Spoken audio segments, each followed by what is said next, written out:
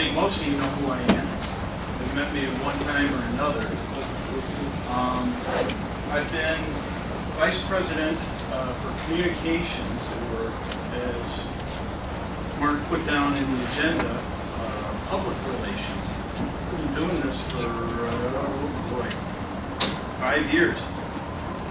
But a little less than 2 years ago, I heard some voices from Minnesota that said we lead people in the state of Wisconsin to help get the TCMC train going.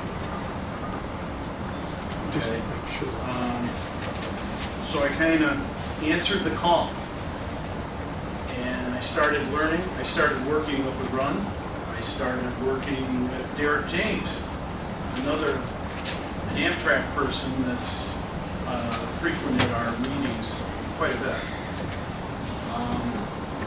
Then an event came in my life where my wife decided we needed to move.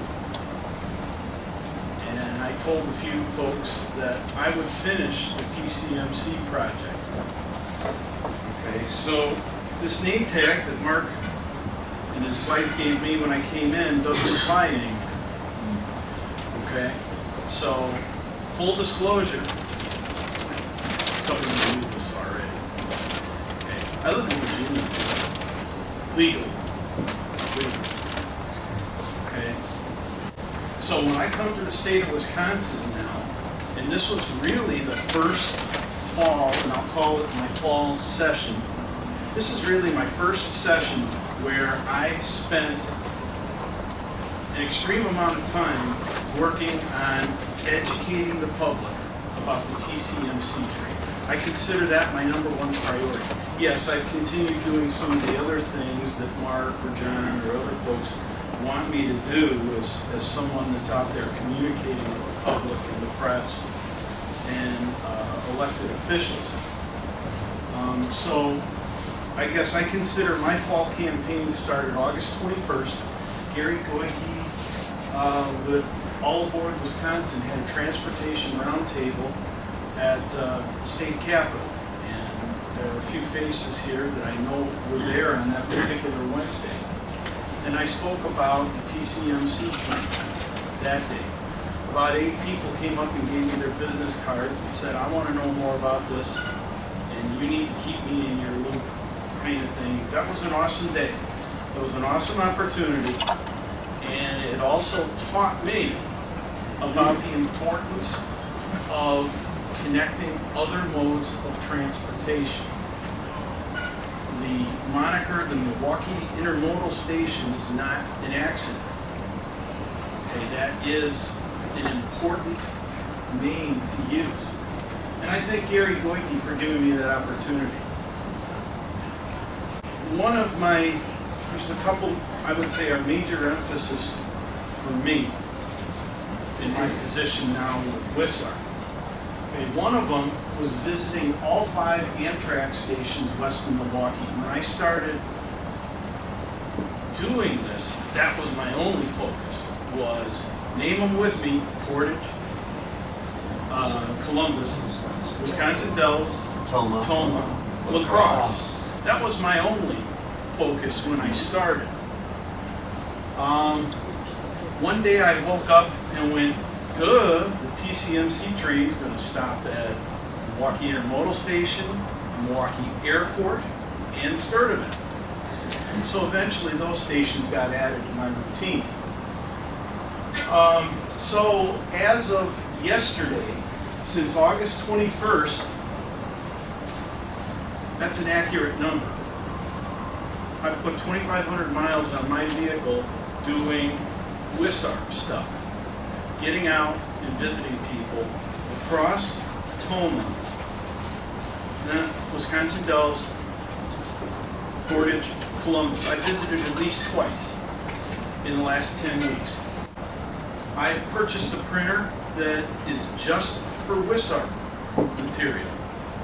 And some of its output is on the table in the back. I'll talk about that as we go through.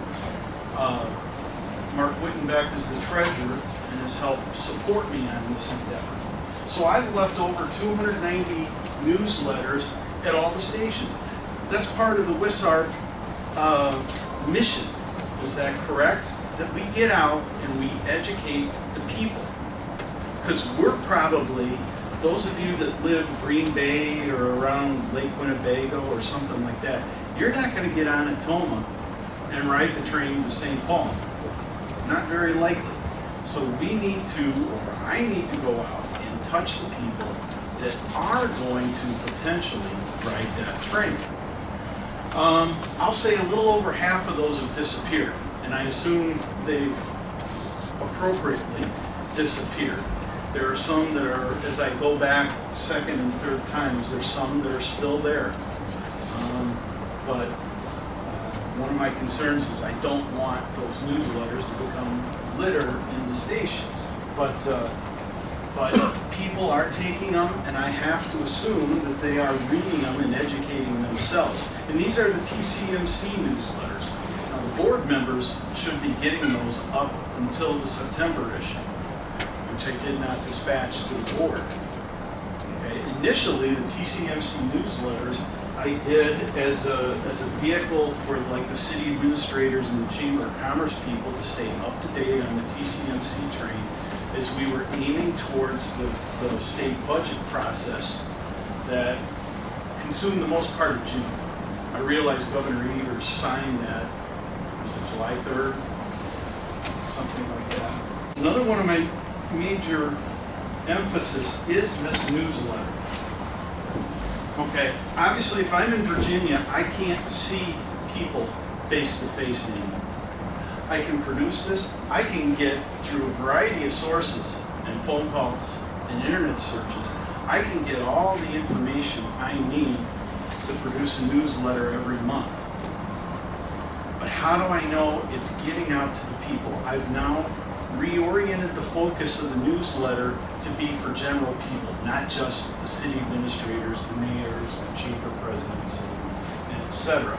I want to get up-to-date information about this train and get it out, to regular people. So I have started getting a collection of people that are going to get editions as we go forward, and they're going to stock them in the stations.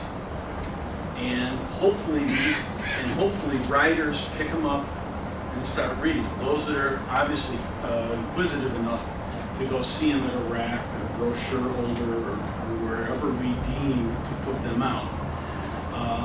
Another part of this hands-on approach, when I go to stations, is just talking to people. You go up and you see the faces that, you know, I need help. And as we all know, there are no honest station agents for the most part anymore. LaCrosse still has Mike and Tim. I got those names right? Mike and Tim? LaCrosse still has that. Okay? But like when I stopped at Toma, I'm amazed at the ridership number for Toma. Well, I see a lot more people getting on and off at Toma than what the Amtrak numbers seem to show. But just talking to them, there are a lot of people that are walking around with Apple iPhones and Samsung Galaxies, and they don't even know that they can, right on their phone, see the status of the train and know that number 8 is 2 hours late, rather than sitting in there wondering what's going on. Why do hopper trains keep going by? I'm looking at you saying a lot of people are getting onto their Apple iPhones, not too many. Careful. Some of you were aware that I made a spot visit to the state in February for some town hall meetings. Al Schmidt actually accompanied me to Portage on one. This particular splash was from the Portage meeting. And that was Noah Vernoff from the Portage newspaper. And because of the circuit he's in, that got splashed in Stevens Point and LaCrosse and Madison. And this is the kind of publicity, public relations campaign I would like to get more of. But if I'm in Virginia, other than a radio interview with Wisconsin Public Radio, it's pretty tough to do. If somebody else wants to step up and do something, I'll be glad to help you. As Arun said, last week on Wednesday, October 16th, we were in La Crosse at the La Crosse Area Development Corporation. And Channel 8 from La Crosse was there, and I know they interviewed Derek. They didn't interview you, did they? No. So why my mugshot showed up on their TV station, but whatever. Whatever. My brother sent me a text message that said that's the first positive influence of somebody in my family on television in several decades. Why do we need a second train? Everybody has their own thoughts, their own priorities. Arun already said 70% of the on-offs in the state of Wisconsin are already using the Empire Builder as a regional train. Okay, that's kind of a huge hint. Okay, a second train gives us, assuming number 8 is on time, it gives us an afternoon train, a morning train, each direction. I'm beginning to become of the opinion that having the TCMC doesn't solve all of the problems that a late number 8 creates. And I'll get into that in a moment. Okay, one of my projects this fall is I've started dealing with all the numbers. You can go out there on the web and you can get the daily numbers of all the Amtrak trains. So I picked up the Empire Builder eastbound and I started hammering out the data, and this on-time performance I set to Columbus. Okay, we all know with the Hiawatha and everything, they can make up a bunch of time between Milwaukee and Chicago. So if I gather the data for Chicago, it may not reflect how on time it was in Tacoma, Portage, Columbus. So I set this to Columbus. So we've been talking about and whining about how the eastbound Empire Builder is, good God, January 2019, it was 77% on time. What is all the whining about? Mark, is there cheese in our lunch to go with our wine? For a long distance train, 77% is pretty damn good. Okay, remember, the long distance trains, Amtrak says if the train's within 30 minutes, it's considered on time. And as soon as I hit this button, you're going to see what all the whining is about. February, 9% on time. March, 10% on time. 1 out of 10 trains on time. That's disgusting. You may have another adjective. I stay with disgusting. On average, okay, February is 28 days, 5 of them rule. Y'all had a pretty brutal February, month of February up here, from Chicago on up. Okay, the week I was here, it was good weather, wasn't it? It was zero. It was zero when we got up that morning there in Portage. But my car does really well when it's 0 out. When you have 10 inches of unplowed snow, my car. All right, so that's 23 trains. Of 23 trains, they averaged to 288 minutes late. That's over 4 hours, 40 minutes late on average. Okay, all right, February was a rough month. Let's jump to spring here. April, 20% on time. May, they can do this, 52% on time. They can do it, okay?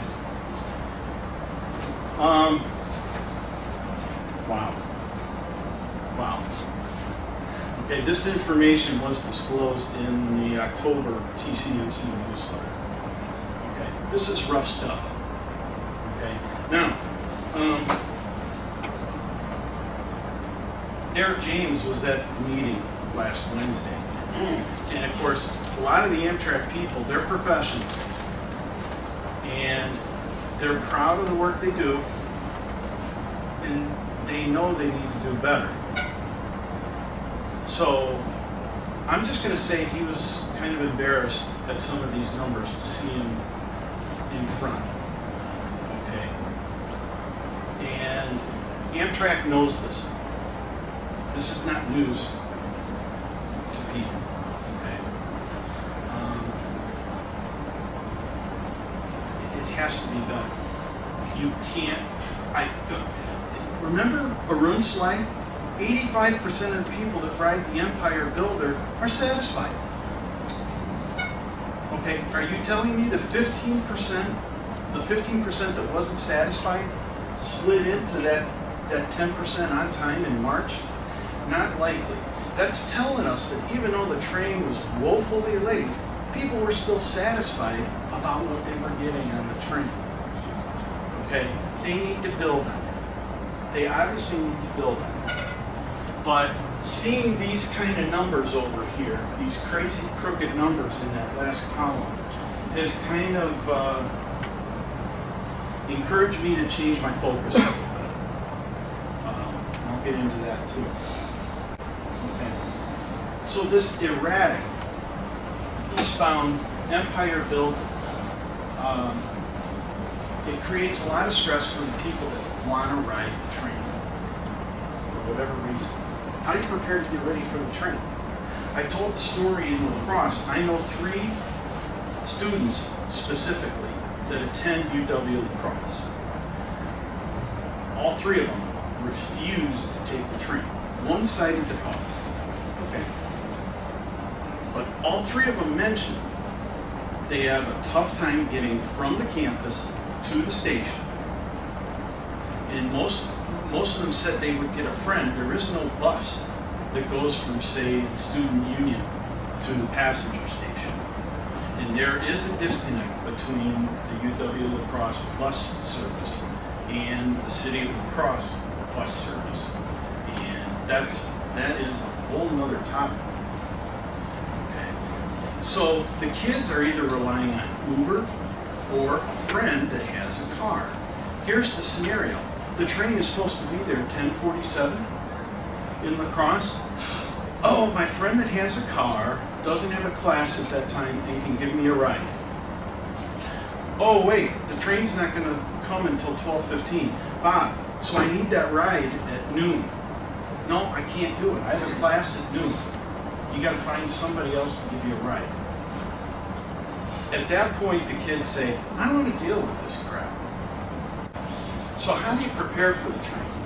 Okay, so the amount of time it takes from LaCrosse, in this case, to Chicago, this one, is it a lunch train? Is it a dinner train? What is it? How do you plan your day? All right, let's say you're going to have dinner reservations in Chicago. Is that, if that train's 4 hours late, is that table still going to be waiting for you at 8 o'clock? Okay, here's the biggest one. We heard this, for those of you, and I know I recognize some faces, those of you that were in LaCrosse in September of 2017, the old school Phase 1 environmental public hearing, there were maybe a dozen, and I probably walked out of the room, and I didn't hear the second dozen. People that complained about this. All right, so a TCMC train, all the benefits that the TCMC train is going to do, this one has hit me in the face in the last month. Okay, TCMC train is scheduled to get into Chicago at 7:30. All those Amtrak trains that you may want to connect to, Lakeshore, the Capital Limited, the Southwest Chief, they're gone. They've left. Okay, that's huge. Okay. So I took all the time to gather that data. Let's turn it around. Let's turn it around and let's take a look at the westbound So now I go in and for the Empire Builder, give me the on-time data to St. Paul, which would be equivalent to the TCMC train. Now remember, the regional trains, it's now 20 minutes. If the train is 21 minutes late, Amtrak considers it a late train. Okay, so I have to adjust my on-time standard for this chart. Remember, with the Hiawatha, Canadian Pacific is at the top of Amtrak's freight railroad report card. So this train, Metro in the Chicago area, and then CP, the majority of the way. Okay? Look at these on-time numbers. Okay, so we dip here in the summer. I'm not sure why in July and August we dip below 50%. But go over to the next column. The train's a half hour late on average. Yes, there were a couple trains in July that were like 2.5, there were 2 trains that were 2.5 hours late. But when you average out the 2 31-day months into that, the average is a half hour late. I think for most people, that's acceptable. In a European world, that's not acceptable. But this is the United States, and this is the Midwest. I think to most people, a half hour late on average would be acceptable. And this is part of the thing that I talk about when I say I need to get out and educate folks. Let's be honest with you. The on-time record, of course, we're still in the month of October, but I've been watching that personally. 83% on time, on average, it's 6 minutes late. And if the train is 6 minutes late by Amtrak standards, it's still on time. If the train is 18 minutes late by Amtrak standards, it's still on time.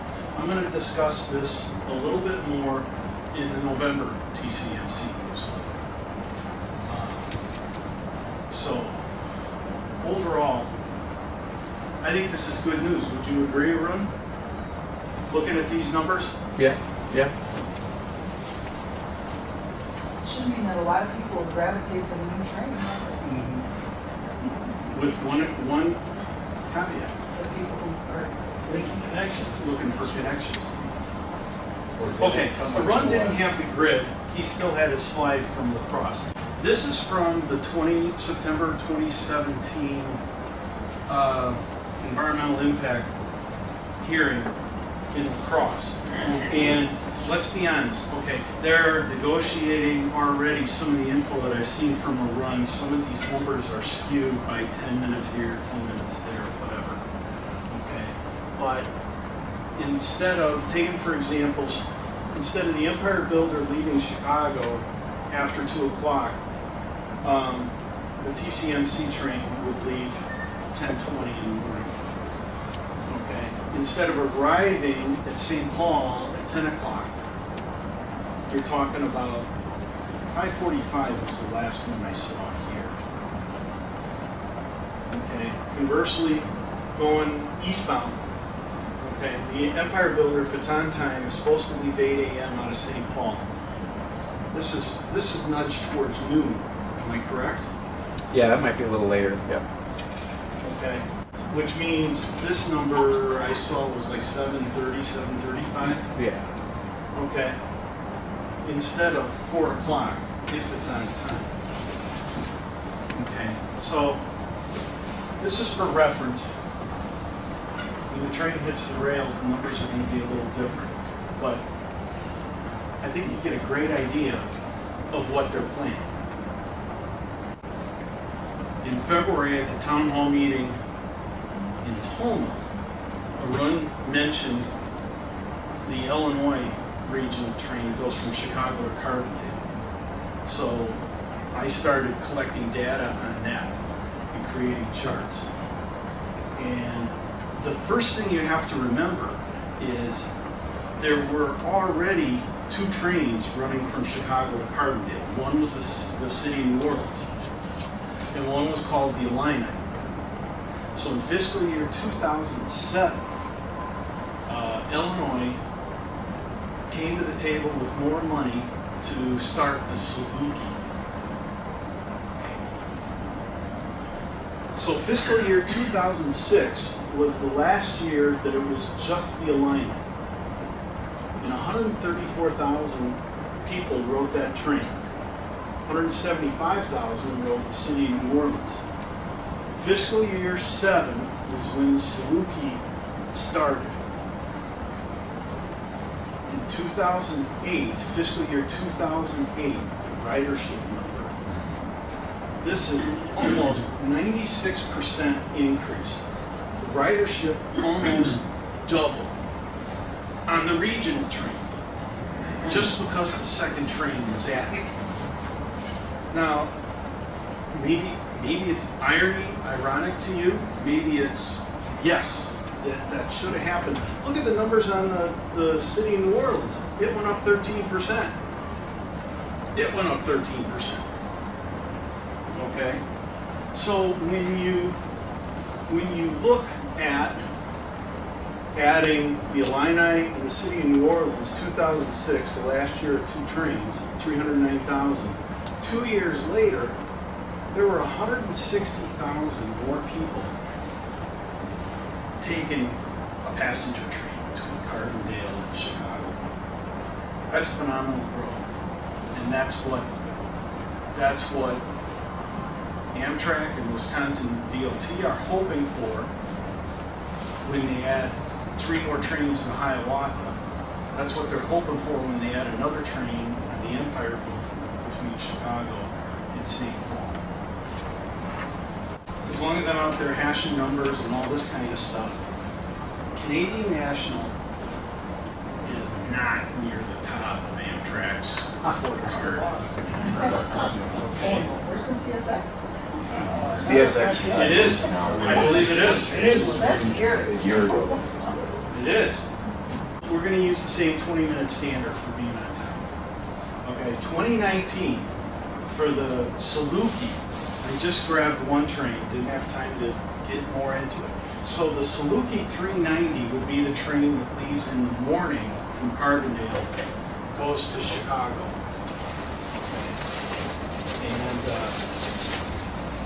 you can see this is similar to what we saw on the number 7 train, but I asked what happened in July and August. What happened in June?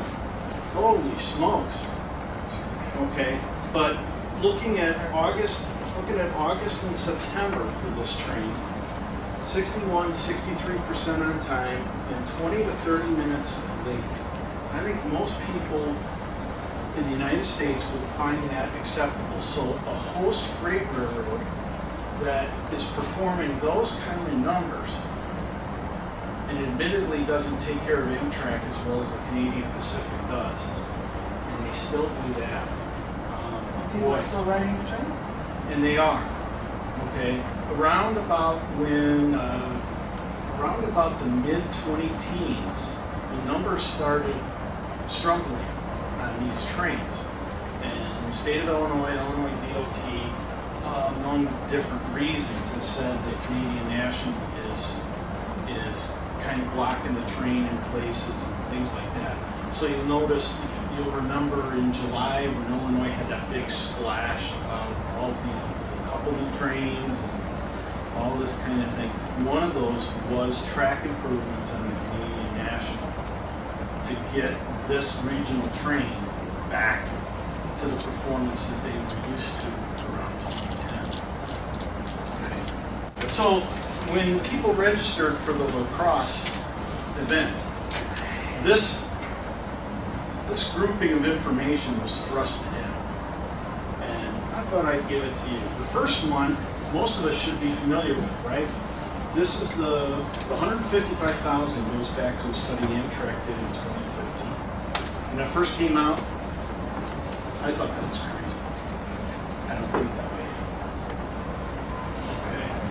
So the Lacrosse Area Development Corporation estimated over 16,000 additional riders would access the lacrosse train station just because of the second train. Highway maintenance costs. Okay, the company that does this, they're out of North Carolina. They're the one that created the software that mashed a lot of things together. And remember, they did this study, All Aboard Minnesota was the one that requested this study be done. So there wasn't any specific information about Wisconsin. But 32 million, interesting. This one, I never thought of it this way. The amount of public money that's not billed to a person that has an accident, say on I-94 or I-90. That's crazy. That's crazy. We should hear about this part more. I'm sorry to say we don't in this presidential election coming up.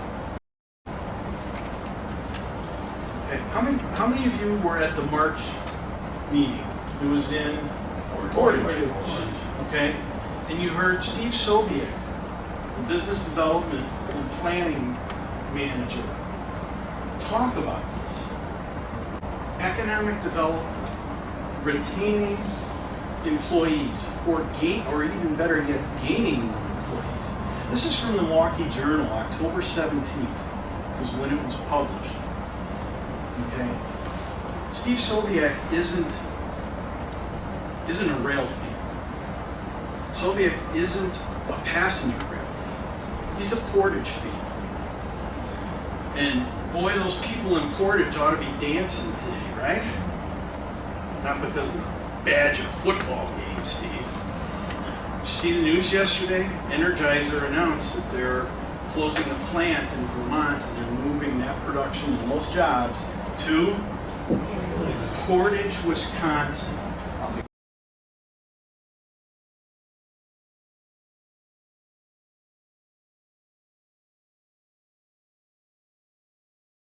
At the beginning of my session, this group, Western Interstate Trains Coalition, came along. And this is an additional voice that's interested in preserving the long-distance trains west of Chicago, as they, at the very least, as they are today. Okay. The coordinator, the leader of this group, is the president of All Aboard Arizona.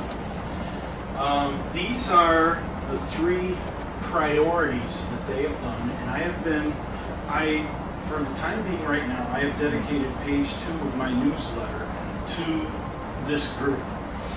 Information that takes care of this group or helps support their cause. Okay. In the time being, Brian Nelson, the president of All Aboard Minnesota, disclosed that back in 2018, Amtrak was considering a bus bridge from St. Paul to Spokane.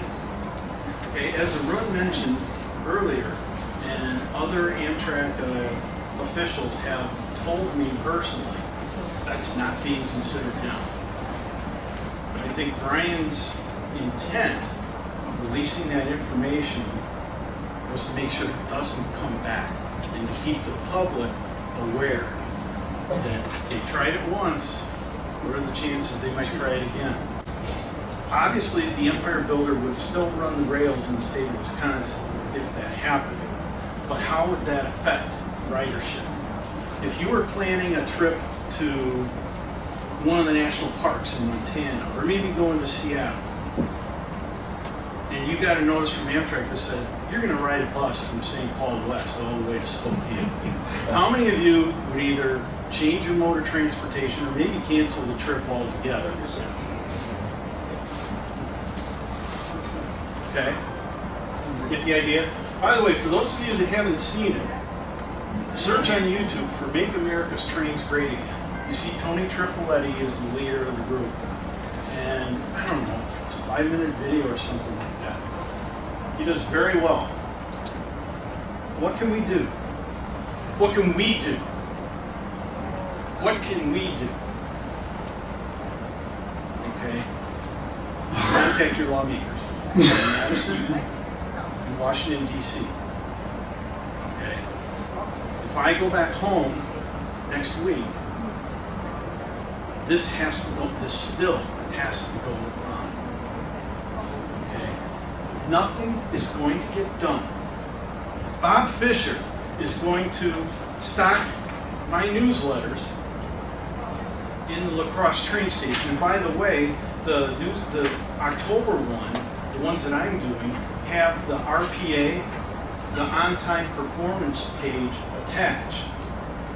Okay? So Bob, how come you didn't stock the La Crosse station full of these?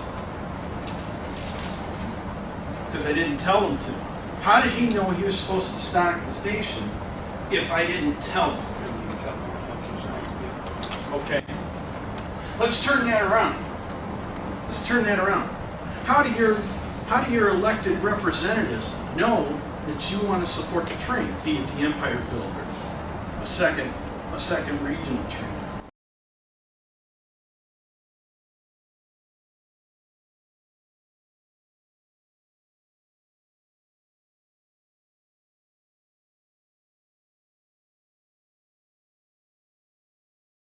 Okay. How do they know?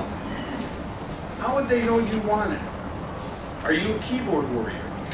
Or do you go to their office in Madison or Washington, D.C. and tell them up front, or tell one of their staffers, hello, Monica, thank you for being here today.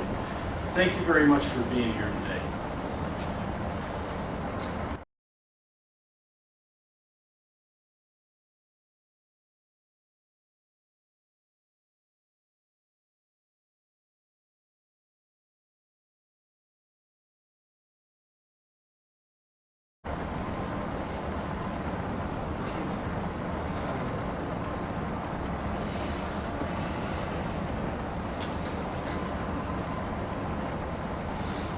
Do I need to say anything more? But thank you very much for coming today. I should say I'll be around in the afternoon to take questions. And because John wants to go to lunch break. Yeah, we're 15 minutes late, so your But lunch thank you for coming today. lunch is out in the breakfast area.